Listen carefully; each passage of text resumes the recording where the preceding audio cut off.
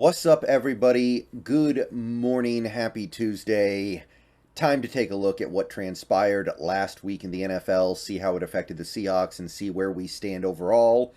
Again, we're looking at things from both angles. How did the results affect the Seahawks in terms of their playoff chase? And how did the results affect the Seahawks draft pick courtesy of the Denver Broncos? It all matters. So let's run it down. And I will say, most of the results pretty good. We didn't get the big one that we were really hoping for, but maybe it'll work out for the best anyway with the way things went down in that specific game. More on that in a little bit here, but let's go through here, starting with Thursday.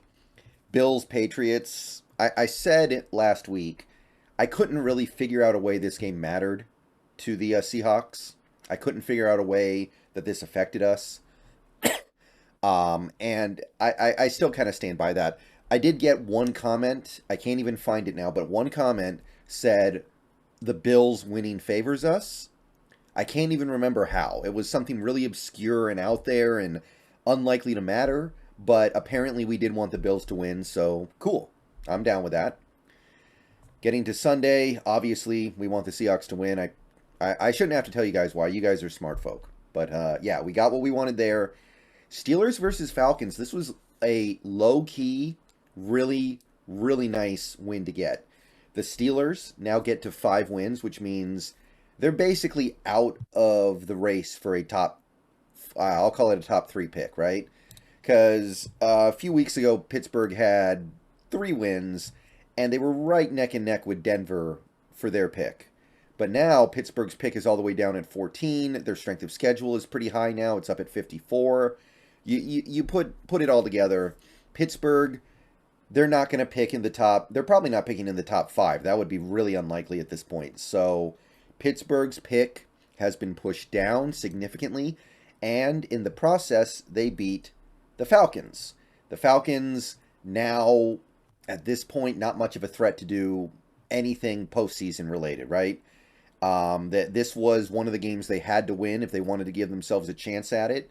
Now it's going to be a dogfight for them to even manage a winning record. So there's no concern about Atlanta backing into the playoff race in the last few weeks here and pushing the Seahawks out because they own the tiebreaker. That's out. So I consider that to be significant.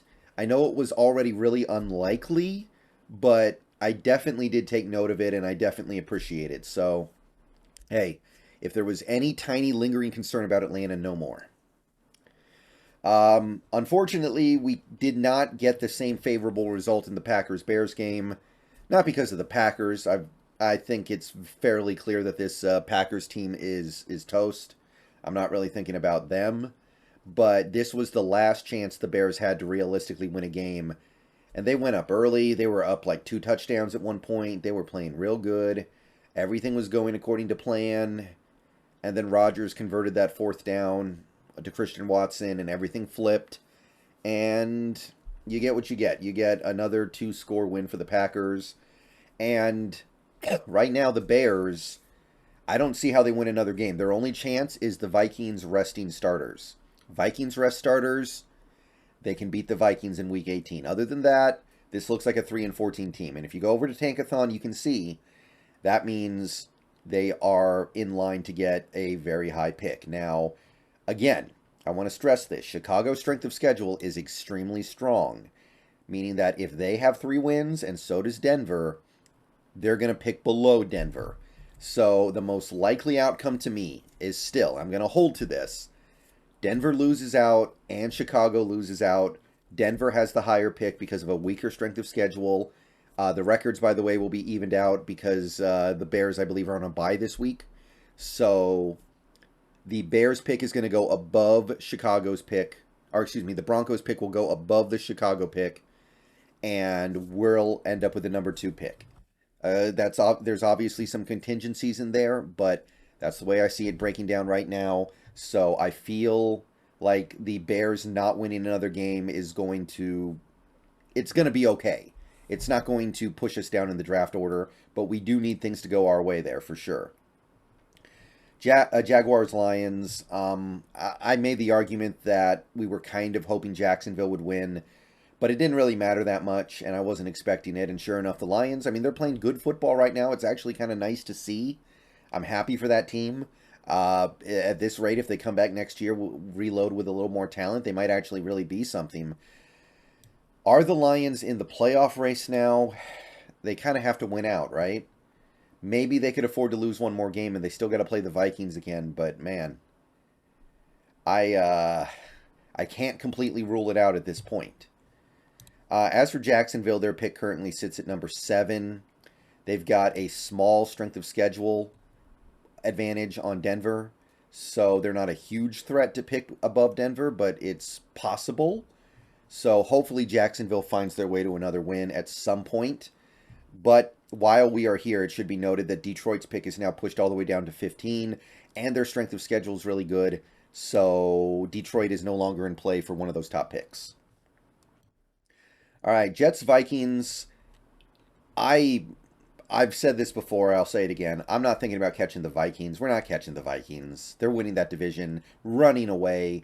And even if we win the division, we're not going to have the same record as them. Even if they lost this game, I wouldn't have thought that. So I'm not tripping. I actually think the Jets losing is good because of strength of schedule. The Jets played the Broncos this year. The Jets losing weakens the Broncos' strength of schedule. Good for our pick. So that's my take, and I'm cool with it.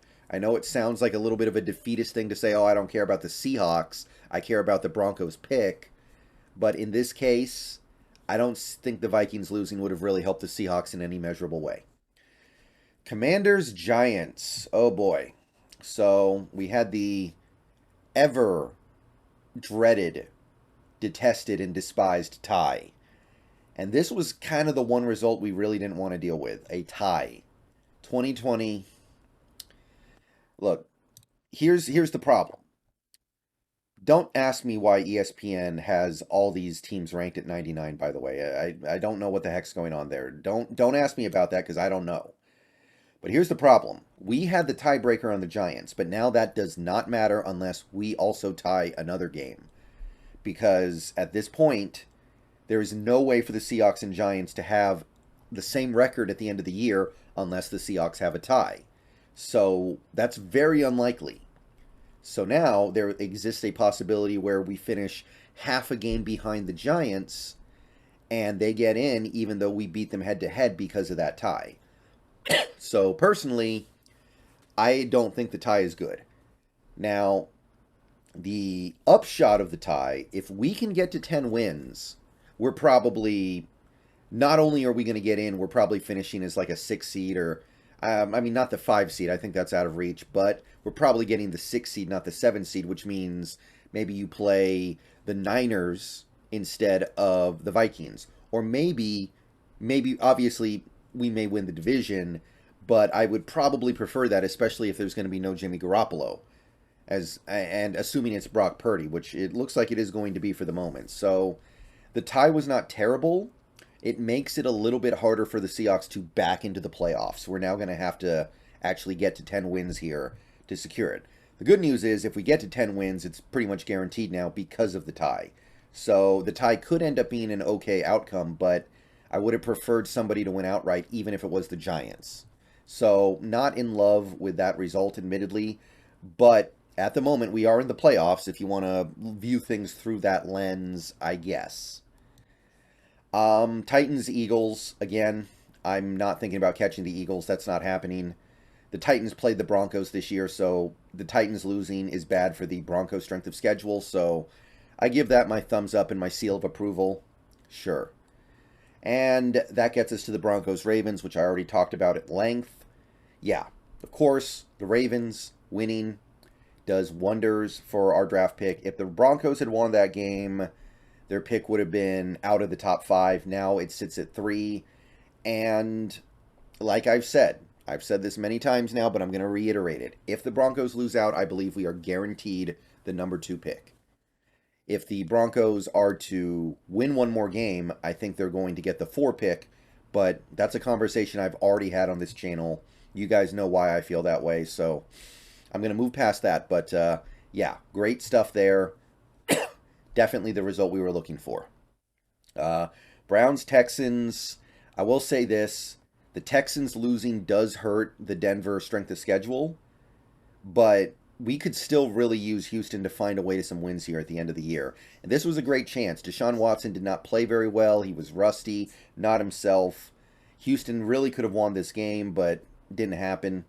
It was close all the way up until the fourth quarter, and it got away from them a little bit there at the end. So you're looking at it, and it's hard to imagine the Texans winning another game this year. But I think we've all made our peace with the fact that the number one pick is not going to be ours. Now, apparently the Texans want Bryce Young. If the Texans take Bryce Young, I got no problem with them having the number one pick. I don't want Bryce Young.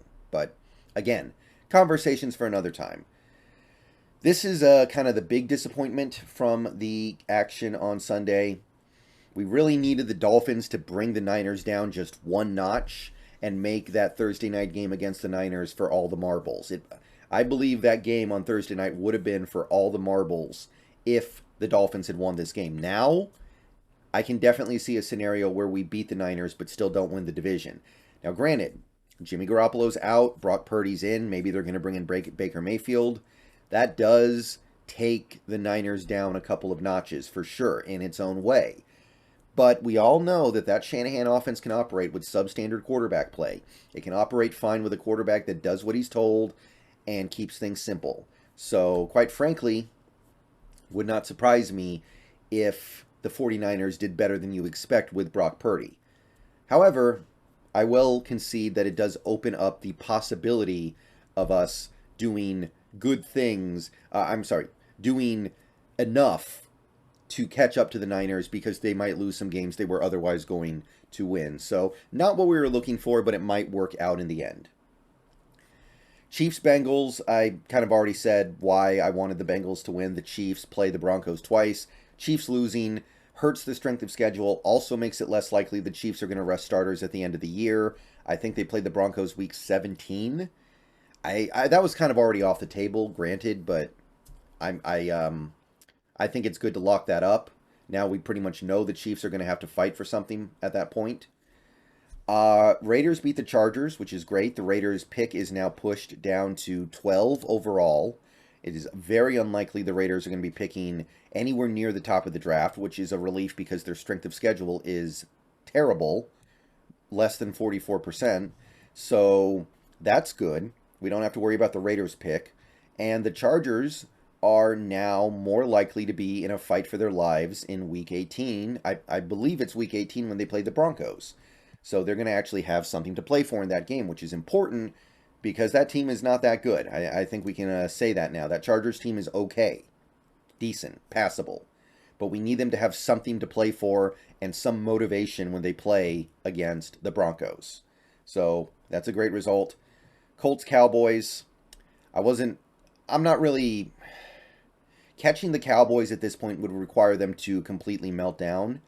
And I just don't know if I see that happening. That doesn't sound very realistic to me. Their defense is just a little too good. So, while we probably wanted the Colts to win this game, I will say the Colts losing does hurt the Broncos' strength of schedule in a way that the Cowboys' loss would not have. So that's nice. As for the Colts themselves and their pick, the fact that they have that tie on their record is actually kind of making me not so worried about it. Because they would have to probably win 2 games for their... Denver would probably have to win 2 games for their pick to go below the Colts pick because of the tie. So I'm not really worried about that part of it. So if the Colts want to lose out, I don't think it'll affect anything. And at the end of the day, I think this was a relatively neutral outcome for us. I don't mind what we got. And last night, we got a little bit of a stomach punch. Not a big one, but it looked like the Saints were going to bury the Buccaneers, or not bury them. You can't say bury them because the Bucs are going to win the division either way because nobody else in that division can even string together a few wins here.